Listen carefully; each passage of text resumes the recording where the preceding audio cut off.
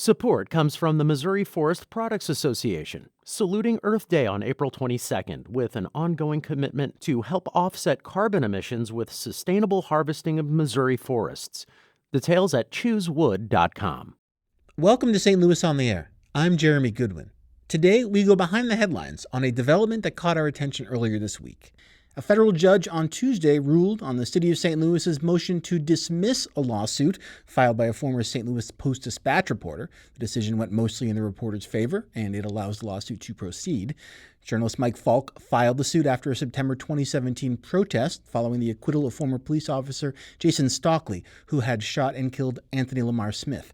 Faulk was reporting on the protest when he alleges police officers unlawfully assaulted and arrested him. Mike Faulk is now a freelance reporter based in Washington State. He joins me over the phone. Mike, welcome to the program. So what were what were you doing on the night in question? Well, I was doing my job, the long and short of it. I was covering, just as you summarized, these protests. It was the third night of protests when again you had some incidents of vandalism. Police had come in and made some arrests, and really after that you had I think a few hours of quiet before you had basically at the intersection of Tucker and Washington downtown. Without any warning or instruction, everyone who was there around this block, about 100 people, were surrounded on all four sides, mostly by police dressed in riot gear, and were closed in upon. No one would be let out. No one would answer questions. Myself and many others got down on our hands and knees, and from there, chaos just kind of began to reign.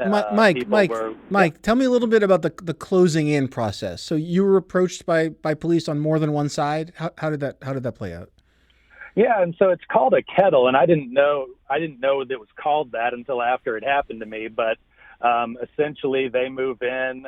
They're making this sort of ominous noise, beating their batons against their armor as they move in, and really just kind of into this area of where they just kind of squeezed us all into the intersection, and then individual officers would begin leaving the line and walking into the crowd, and at that point was when they started grabbing people, dragging people, and really just firing off pepper spray indiscriminately.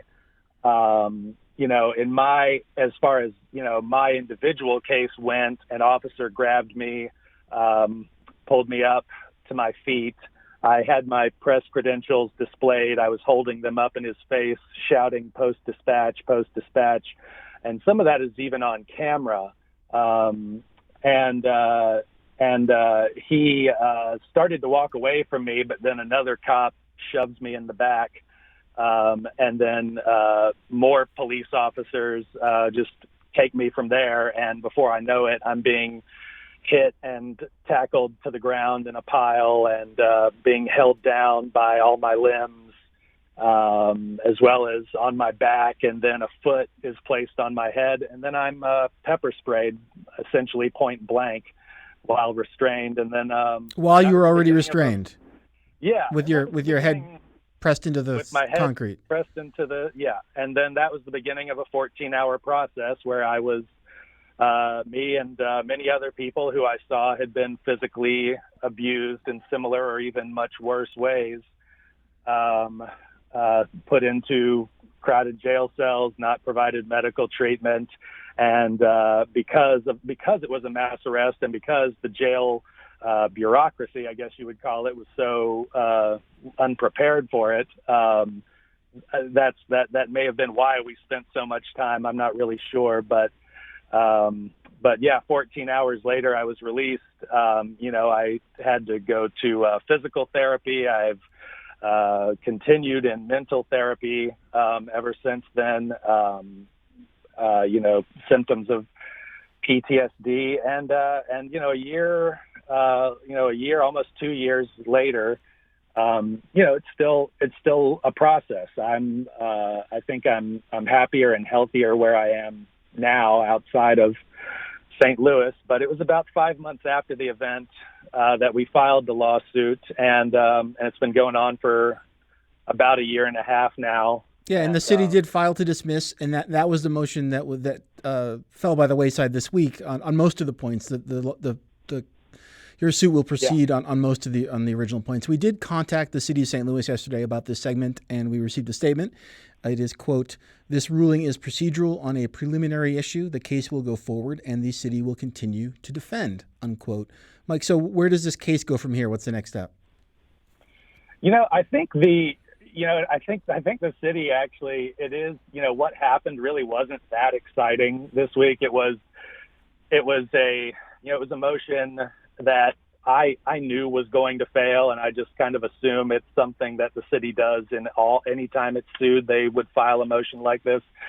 Going forward, some of the parts that were dismissed, I believe the judge gave my attorneys a month to amend so that perhaps some of that may still be able to proceed as well. After this, I don't really know.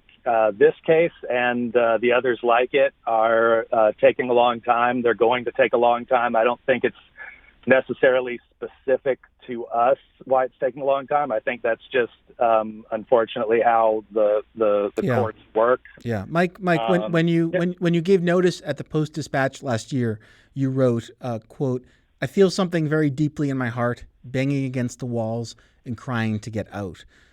How has this whole experience just changed the way you think about things?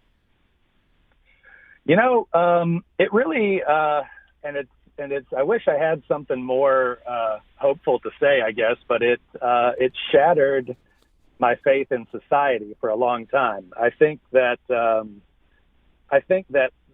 two sides of this case ultimately are kind of see the world in two different ways. I think on the city side, this is merely a political argument where there are winners and losers. It's not necessarily personal. It's just kind of cold and cynical. On my side, and in the cases of others who suffered through this, it is really about having the right in America to legally be out in public, which we were witnessing state action, and to not have to face assault and imprisonment simply for being a witness to it.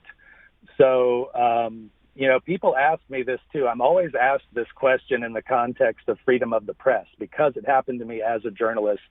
Is this a freedom of the press issue? And yeah, it is, but that is not the biggest thing to me. The biggest thing to me is that it does not matter if you were a journalist, a protester, a downtown resident, or even another cop. You could be Black Lives Matter, Blue Lives Matter, however you see it. If you were in that intersection that night at that time, you were just as likely as anybody else to have that happen to you. And that is the overriding, that is what I just always want to stress, that's what this is. This is about the right for any American to be a witness, to be out in public, to exercise their rights, whether it's the right to protest, the right to report, the right to just go for a walk in your neighborhood at night. These are all of these rights are tied up in this. And you were one of 121 people arrested in that particular incident. 120 of them did not have the full institutional support of the Post-Dispatch to bail them out and to chronicle their case against the city after that. So to an extent, you're in a privileged position of being able to have a mouthpiece to talk about this, but I hear you saying that you're trying to look beyond just your personal experience.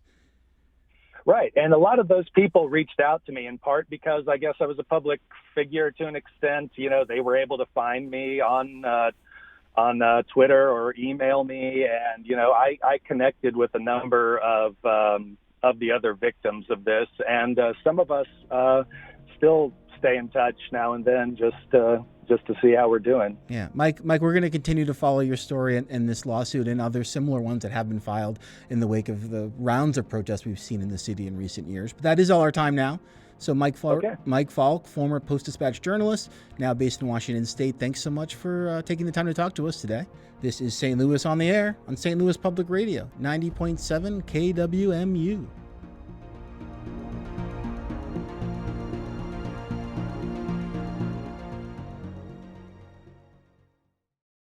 Support comes from the Missouri Forest Products Association, saluting Earth Day on April 22nd with an ongoing commitment to help offset carbon emissions with sustainable harvesting of Missouri forests.